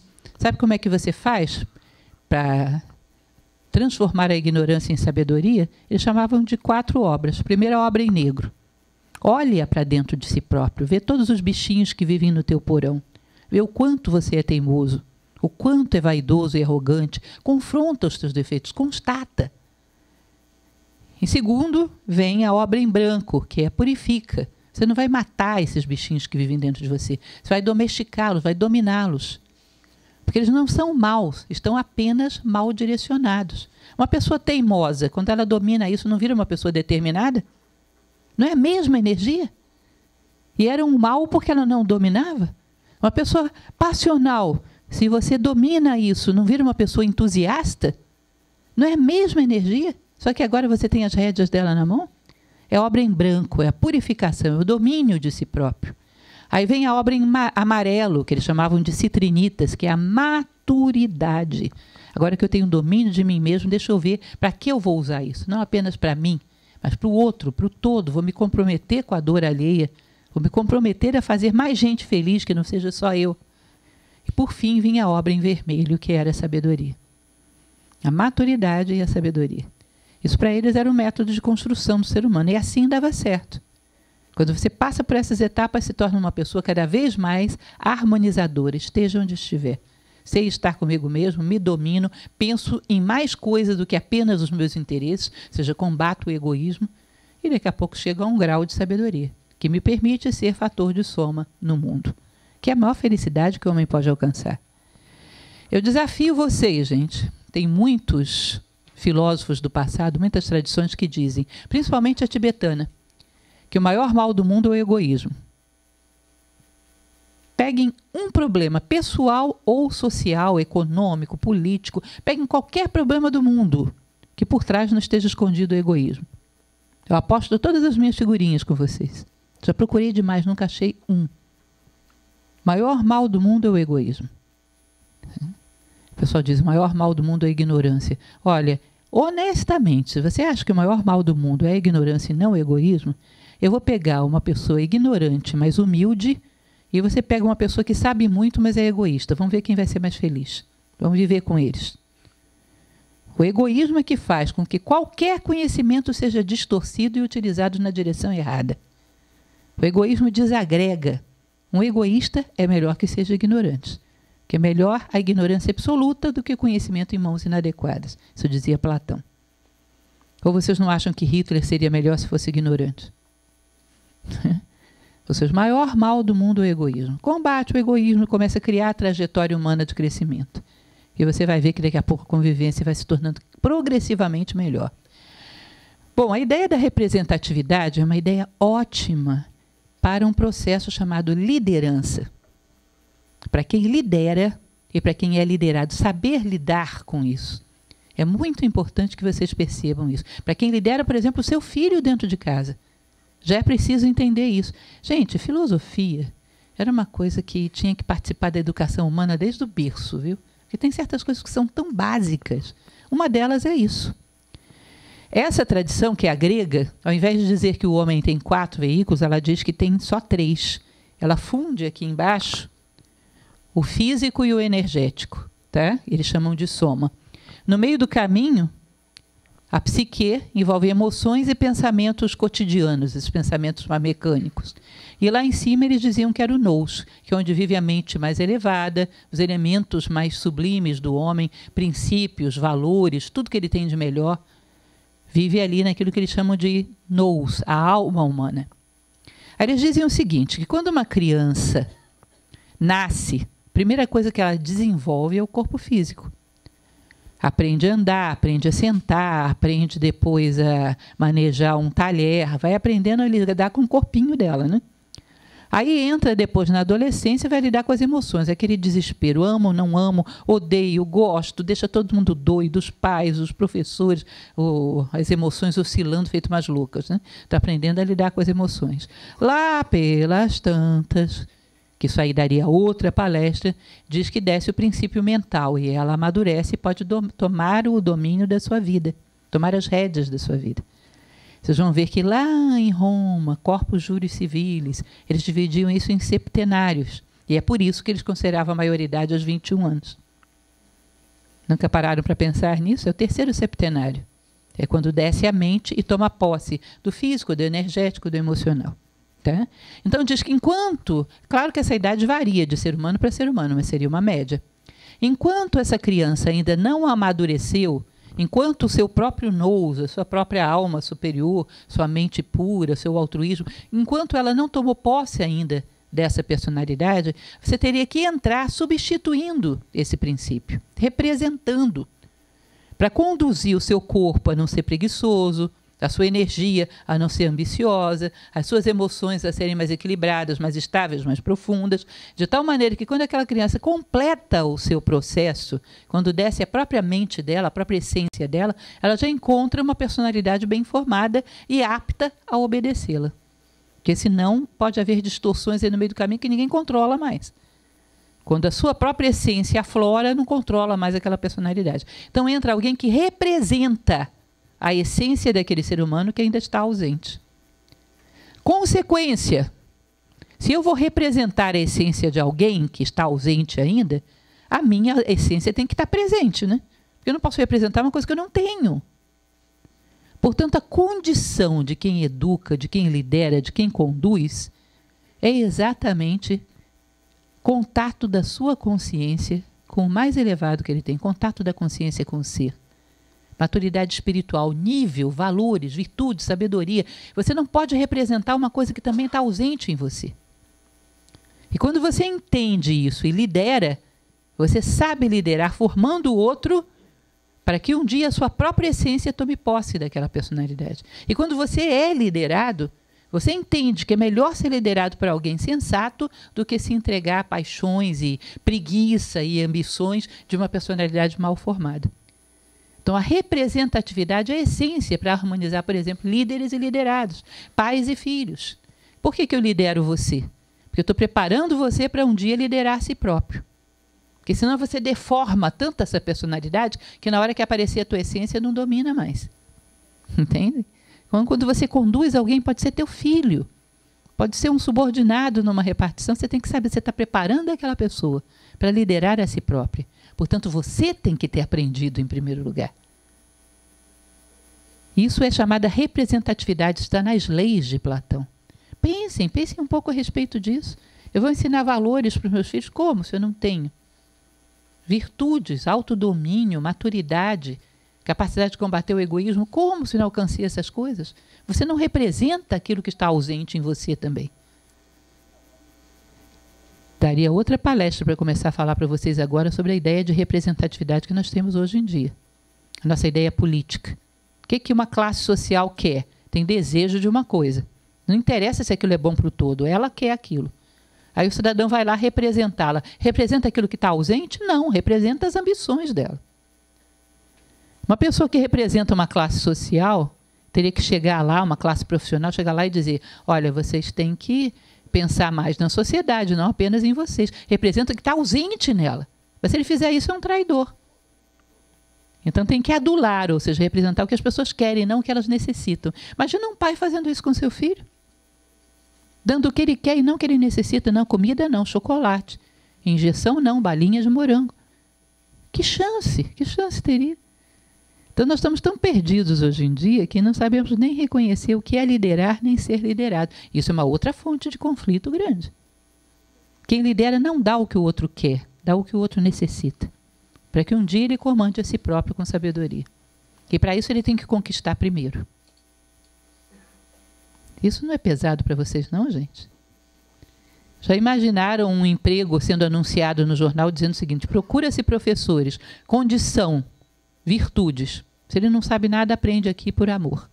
Mas virtudes, você não pode fazer um cursinho intensivo de virtudes. Ou tem ou não tem. É isso. Você não acha que daria mais certo? Porque coisas técnicas, por amor, você aprende rápido. Mas virtudes, maturidade, ou tem ou não tem. Se vocês têm um filho, vocês têm a obrigação de se tornar líderes. Se vocês comandam uma equipe, têm a obrigação de se tornar líderes. E se tem um líder, tem a obrigação de ajudá-lo a fazer florescer em você o que você tem de melhor. Contribuir para o papel dele. Passando adiante. Isso aí é meio duro e polêmico e dava uma outra palestra também. Tá? Então, lembrem da história da pirâmide. Você vai subindo pela face. Dizem que isso é a pirâmide civilizatória, que toda civilização, toda cultura se sustenta em 4 bases, que é política, ciência, arte e religião. Não preciso falar para vocês que essas bases estão bem fraquinhas hoje em dia, né? Mas quando elas são boas, elas são extremamente necessárias. Você sobe através delas. E elas são fundamentais para ajudar o ser humano a chegar ao ápice. Quando o ser humano chega ao ápice da sua evolução, ele descobre que aqui embaixo, política, ciência, arte e religião, são a sombra de verdade, bondade, beleza e justiça. E quando você sobe através delas, você encontra esses valores que se refletem no mundo através delas. Ou seja, a beleza deveria se refletir através da arte, a justiça através da política, a verdade através da ciência, o bem através da religião. Você começa a entender essas virtudes, se apossa dessas ideias, subindo através dessas faces. Uma civilização completa seria assim. Agora, nós estamos tão briguentos entre nós que essas coisas, ao invés de nos ajudarem a subir, nos ajudam a nos dividirmos e brigarmos por elas. Qual dessas 4 faces não tem gente brigando por ela? Hoje dividiu tudo.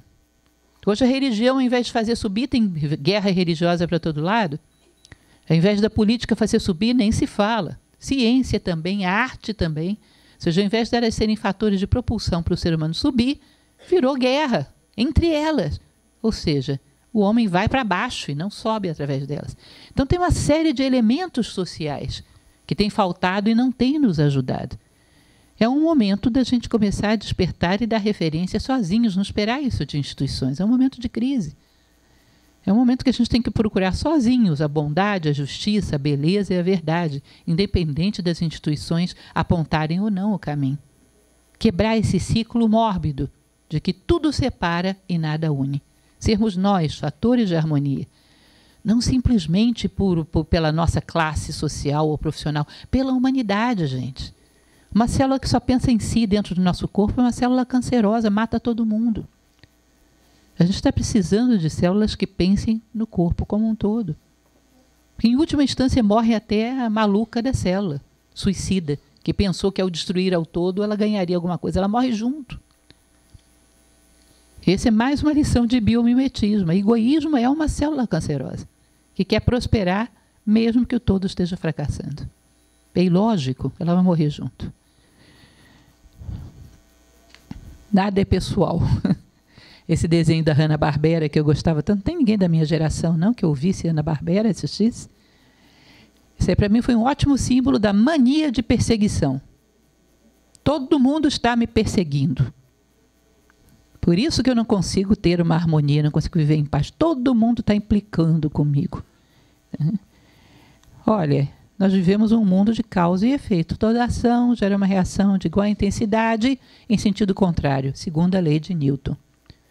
Não tem ninguém te perseguindo, as pessoas estão vivendo as suas vidas e muitas vezes estão revidando as agressões que você lança, sem nem ter consciência delas.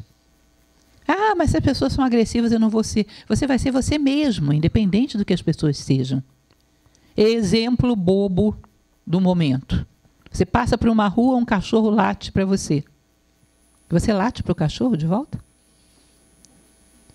Claro que não, eu não sou cachorro. Olha, mas é a mesma coisa, um ser humano foi agressivo, por que eu tenho que responder na mesma língua? Se eu não falo essa língua, se eu sou outra coisa. Então não é que o mundo te persegue. O mundo está devolvendo aquilo que de alguma maneira você lançou. As pessoas têm direito de fazer o que elas quiserem, mas você não tem o dever de revidar na mesma língua. Você fala a língua que você merece falar, que você aprendeu ao longo da vida através do teu mérito. Você fala a língua de seres humanos. E não deixa que nada nem ninguém roube a tua identidade. Não vai ser um cachorro que vai me fazer começar a latir.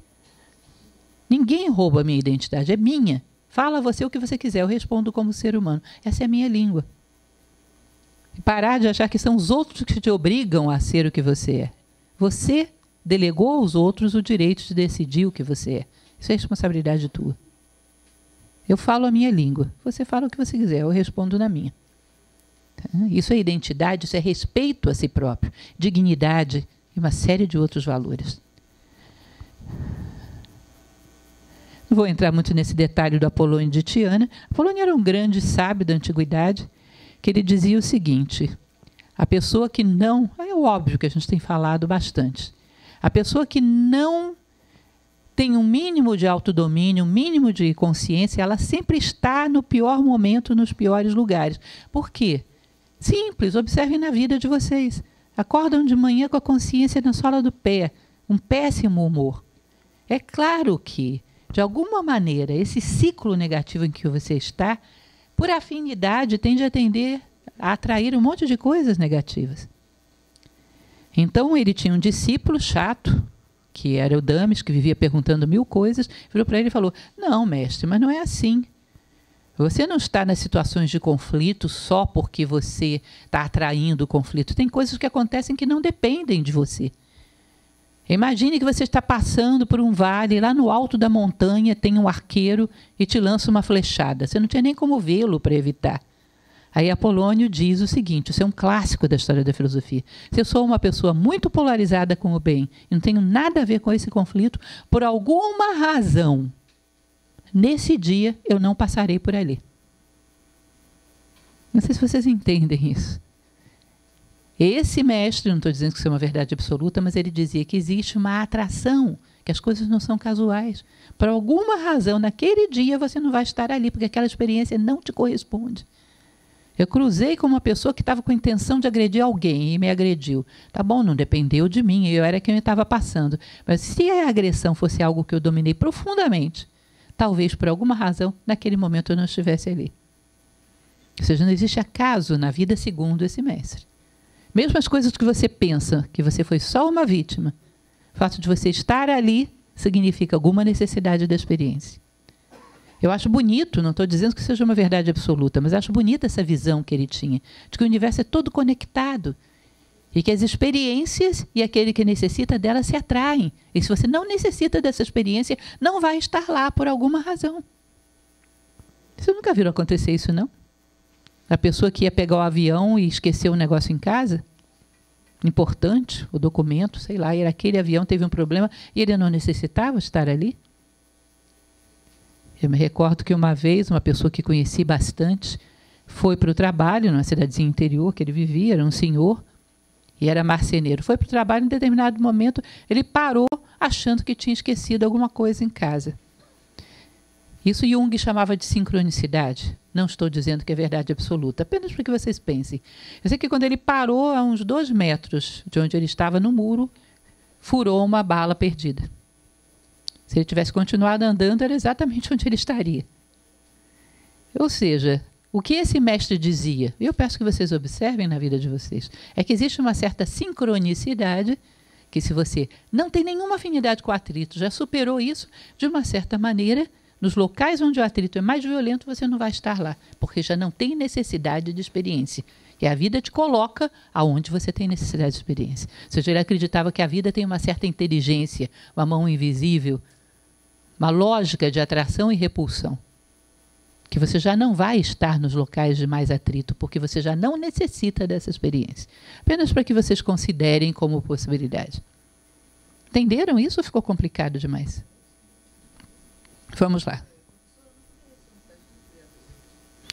Eu não estou falando de criadores, não estou entrando no lado religioso da coisa, mas não sei, cada um pode pensar como pensar. Esse era um mestre que dizia isso, eu também não tenho certeza se isso é verdade. Mas eu acho a ideia interessante. Será que a gente não está no meio das encrencas, no lugar mais encrencado da empresa, na família mais encrenqueira da cidade, porque por alguma razão a gente tem afinidade com encrenca? Será que se eu fosse uma pessoa que realmente superei essa necessidade, fosse um harmonizador, eu não...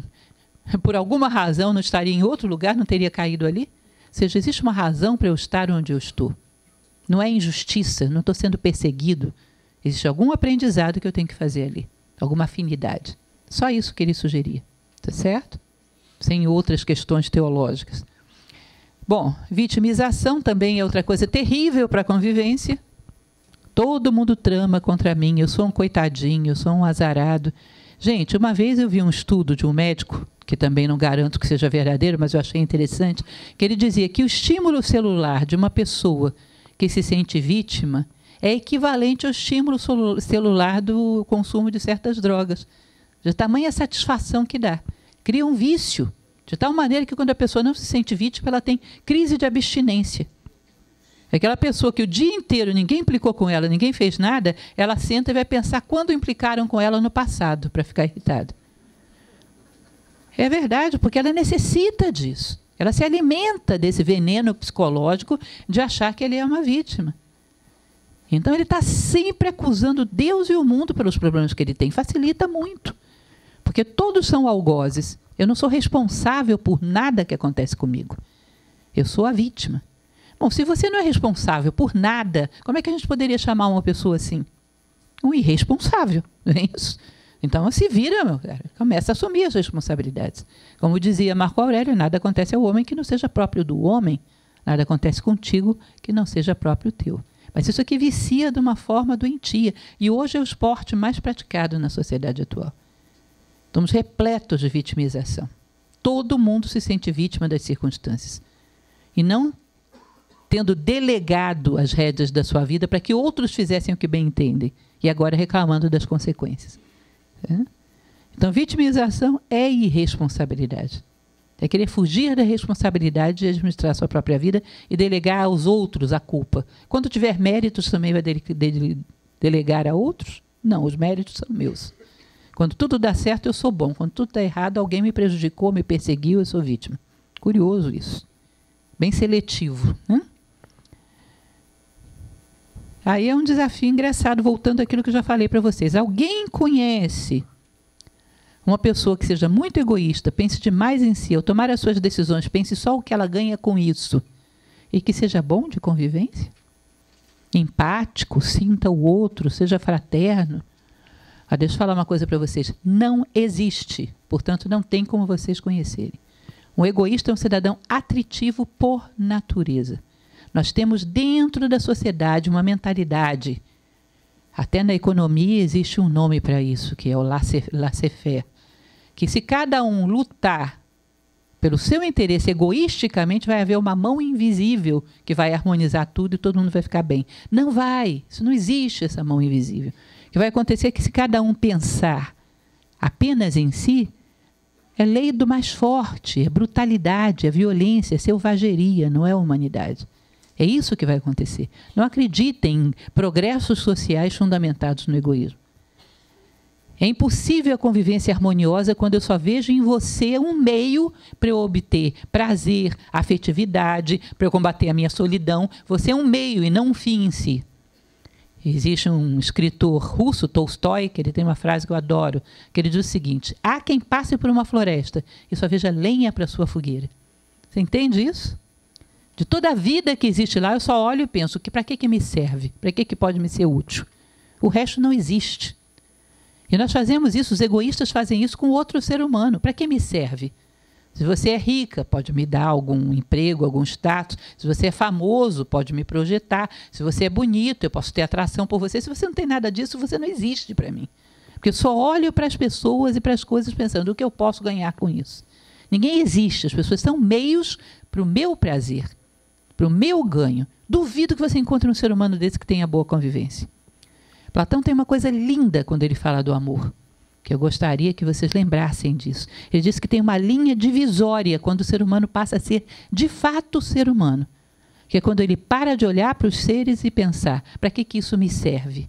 Quando ele passa essa linha e começa a perguntar, como eu posso servir a isso? Como eu posso ser um fator que agregue valor a tudo isso? Como eu posso servir?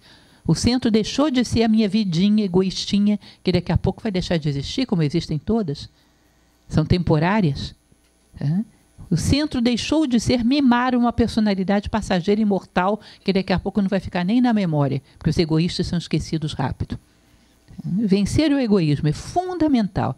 Todos os dias, naquele diáriozinho que eu recomendei para vocês, não pensem que é invenção minha, Pitágoras exigia isso dos seus discípulos, que fizessem um diário. Era um momento de vida interior. Todos os dias pensar, quando eu fui egoísta hoje? E por que fui? Isso me deu alguma satisfação? É o maior entrave que existe para a convivência, para a harmonia. Já falei para vocês a ideia da lenha para a fogueira, que é do mito da caverna de Platão. Mito da caverna de Platão, a frase é de Tolstói, claro, mas essa cena é do mito da caverna de Platão. Ele dizia que os homens viviam prisioneiros numa caverna, bem resumidamente, olhando para as sombras que se projetavam numa parede, achando que as sombras eram reais. Ou seja, as coisas materiais do mundo, as ilusões do mundo. E quando esse homem despertava e conseguia sair da caverna, ele via as coisas iluminadas pela luz do sol, que é a ideia do bem. E aquele que via as coisas iluminadas pela luz do sol era um sábio. Ixi, que coisa resumida. O que significa isso? Significa 1000 coisas. Porque esse mito daria também 2 palestras, não uma só. Mas uma só que eu quero mostrar para vocês. Um sábio ver as coisas iluminadas pela ideia do bem. Ou seja, eu não olho para você e penso que eu posso ganhar com você. Mas o que é bom para você e como eu posso contribuir para que você caminhe nessa direção. Eu olho para as coisas iluminadas pela ideia do bem, buscando saber o que é o bem delas e como eu posso conduzi-las nessa direção. Ser fator de soma, agregar, empurrar as coisas em direção ao seu bem, sem querer reter nada para si. Ele dizia que a natureza, quando é tratada dessa forma, ela se abre e mostra o seu coração. Entendam, isso é prático, está bem prático na nossa vida. Você quer se abrir com um amigo, está com um problema. Você se abre com um amigo que goste de você e só queira o teu bem, ou com alguém que queira te manipular para tirar vantagens pessoais? Óbvio que a gente só abre com aquele que só queira o nosso bem, né? Vocês acham que a natureza não sabe disso? Ela se abre e mostra o seu coração para um manipulador egoísta? Ela abre e mostra o seu coração para aquele que só queira o bem. E esse vê o coração da natureza, ou seja, conhece o coração de todas as coisas, é um sábio. Porque não deseja, ele quer servir. Entende? O sábio, ele se torna sábio porque ele só quer servir. Ele olha as coisas iluminadas pela ideia do bem. Significa, o que é bem para você? Deixa eu te ajudar a ir para lá. E esse, segundo Platão, era o ápice da pirâmide. Era o ideal humano, era para onde todos nós deveríamos caminhar. Como eu posso servir a isso? E não como isso me serve. Morbidez. É uma outra coisa interessante para a gente ver, sempre ver o lado negativo de todas as coisas. Isso é o fim. Você conhece fulano? Ah, eu sei, aquele que sempre chega atrasado. Bom, fulano deve ter 500 qualidades, mas você lembra disso. Você rotula fulano, fica até difícil dele mudar. Por quê? Tudo é dual. Porque a gente sempre tem que ir lá ver o lado sombrio de tudo. Você sabe o que acontece com uma pessoa que procura o lado negativo de tudo? Quando ela volta para avaliar a si própria, ela não tem como esconder de si mesma o seu lado negativo. E ela vai direto nele e se massacra. Por isso são pessoas que tendem à depressão, tendem à tristeza, tendem à autoestima baixa, porque quando elas viram essa crítica contra si mesmas, elas se destroem. Porque elas não sabem ver o luminoso no outro, também não sabem ver em si próprios. Eu dei durante muitos anos curso de oratória, gente. As pessoas mais críticas, que mais encrencavam com quem ia lá na frente, eram quem mais travava que ia lá, quando iam lá na frente. Porque tinham horror da crítica, porque sabiam o quanto a crítica podia ser agressiva e ácida. Viviam criticando. Tinham medo de fazer as coisas por medo que os outros fizessem com ele o que ele fazia com os outros. Eram os mais difíceis, os mais impotentes que tem, são os mais críticos. Tem horror que essa crítica se vire contra eles. Portanto, não fazem nada de válido. Ficam apenas destruindo o que os outros fizeram. Cuidado! Ser apto de achar que a crítica é positiva. A crítica realça aquilo que cada coisa tem de pior. Isso não pode ser positivo. Ah, eu sou um educador, eu sou um pai, eu preciso mostrar os erros dos meus filhos.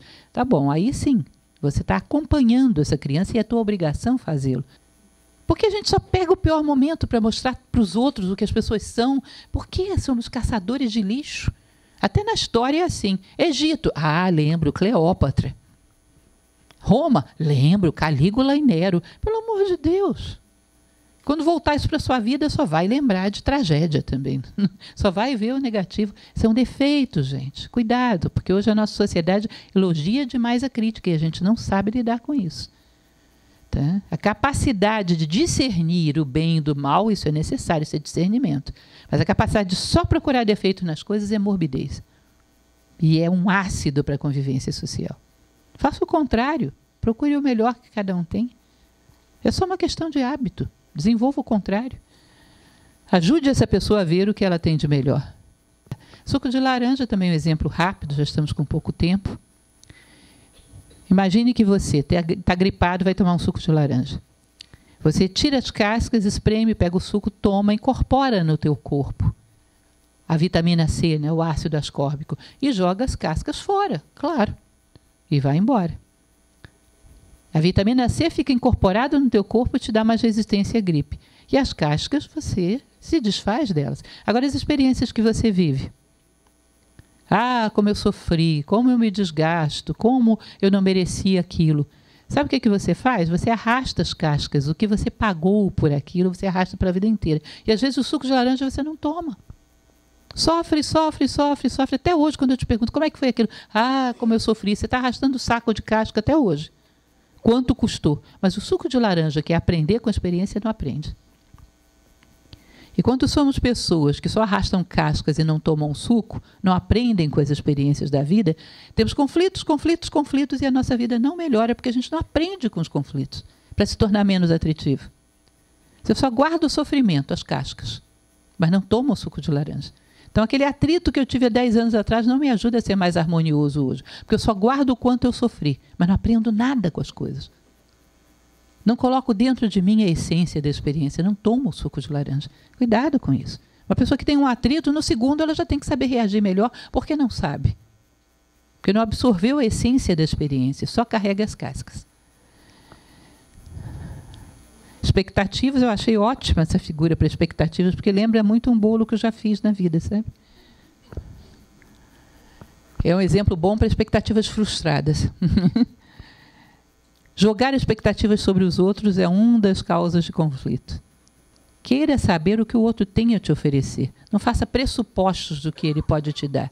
Não queira escravizar as pessoas à tua expectativa. Tenha essa curiosidade de querer saber o que ela traz e aceitar o que ela traz, que você não poderia prever. Não despeje as suas expectativas, não queira formatar o outro. Depois você ainda culpa o outro. Você me decepcionou. Como assim, rapaz? Eu não falei para você esperar isso de mim. Eu não construí as suas expectativas. Isso é cruel. Muito cuidado com essa questão das expectativas. Também é um ácido para o relacionamento. Abrir portas e janelas. Já estamos acabando, meu tempo já está um pouco curto. Imaginem vocês a seguinte situação, gente. Uma pessoa que mora dentro de uma casa e ela não gosta do sol. Detesta o sol. Nossa, provoca envelhecimento, não gosta. Fecha portas e janelas. Um belo dia, ela resolve fazer as pazes com o sol. Abre as portas e as janelas da casa dela e o sol entra. Vocês percebem que a distância dela do sol, com as portas e janelas fechadas ou abertas, é a mesma?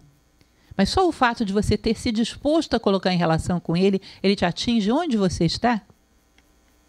Eu quero que vocês façam isso com a fraternidade. Fraternidade é uma coisa distante, que é considerar toda a experiência humana, toda a humanidade como irmãos. É distante, né? Mas é como o sol. Só o fato de você se colocar em contato com essa ideia, ela já modifica a tua vida onde você está. Só porque você abriu portas e janelas para essa ideia, que é a mais poderosa ideia da humanidade. Fraternos, juntos, podemos mais do que oxigênio e hidrogênio juntos. Mais do que as células de um corpo juntas. Podemos muita coisa porque somos unidades mais capacitadas. Então, só o fato de você dizer, eu quero estar em contato com a ideia da fraternidade, ela já ilumina a tua vida a partir de agora. Ela já começa a exigir uma outra postura de você. À medida que caminha, essa luz se torna mais intensa. Mas me colocar em relação, me comprometer com isso, já muda a minha vida agora. Eu me comprometo com a fraternidade. É a única saída para os problemas humanos. É o que se espera de nós. Nós temos que remontar a unidade em outro plano. As células, moléculas, os átomos já fizeram seu papel. Agora nós temos que remontar a unidade em outro plano. A natureza espera isso de nós. E a sobrevivência da humanidade depende disso.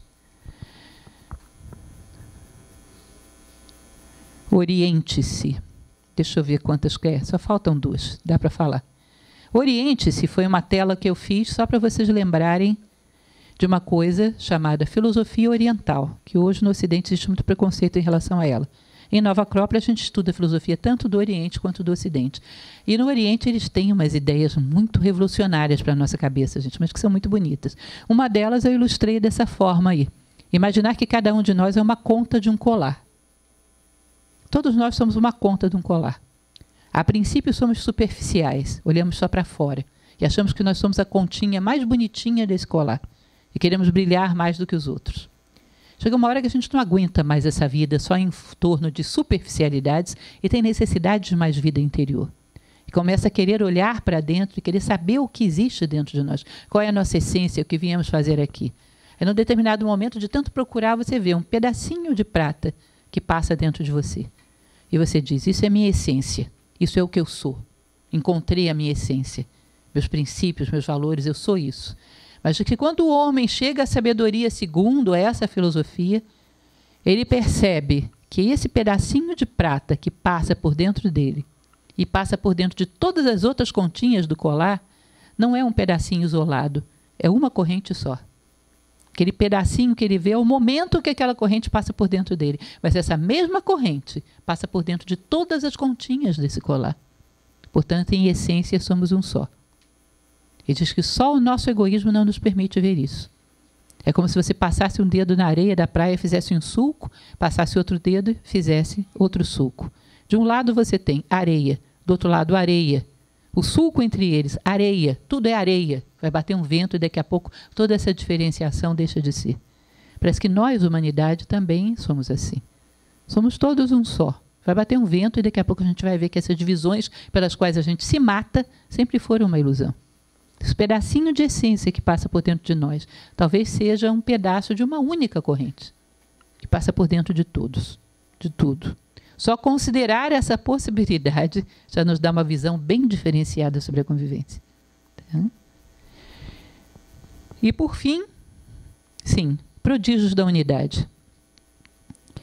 Homens que conseguiram fazer coisas grandiosas foram homens que conseguiram unificar elementos dentro e fora deles. Foram capazes de unificar várias cores num quadro, várias notas numa sinfonia, e só conseguiram projetar isso fora porque em algum grau tinham conquistado dentro. E o fato de que um homem já tenha gerado algum grau de unidade é sinal de que todos nós temos esse potencial. Aqui eu peguei só grandes nomes da música, mas se existiu uma obra-prima, alguma coisa grande feita na história da humanidade, é porque esse homem conseguiu harmonizar a si próprio. Conseguiu unificar alguma coisa dentro e fora. A unidade produziu os maiores prodígios da história da humanidade. Um homem desarmonioso não conseguiria harmonizar uma tela, uma melodia, um quadro, uma obra, uma teoria científica. Ele não conseguiria harmonizar as leis da natureza para fazer uma descoberta. Ou você tem a harmonia e sabe lidar com ela, ou você não sabe lidar com a harmonia e não a produz em nível nenhum. Ou seja, os maiores prodígios da história da humanidade vêm de homens que souberam lidar com a harmonia. Agora é a nossa vez. Não sei se grandes ou pequenos prodígios, mas cada um de nós tem um prodígio a comunicar ao mundo, que é a nossa essência, e viemos aqui para isso. E só deixamos pegadas no mundo quando conquistamos algum grau de harmonia. Isso que eu gostaria de trazer para vocês. Desculpem se foi cansativo, eu espero que o ofício de sacudir o vizinho tenha sido bem sucedido.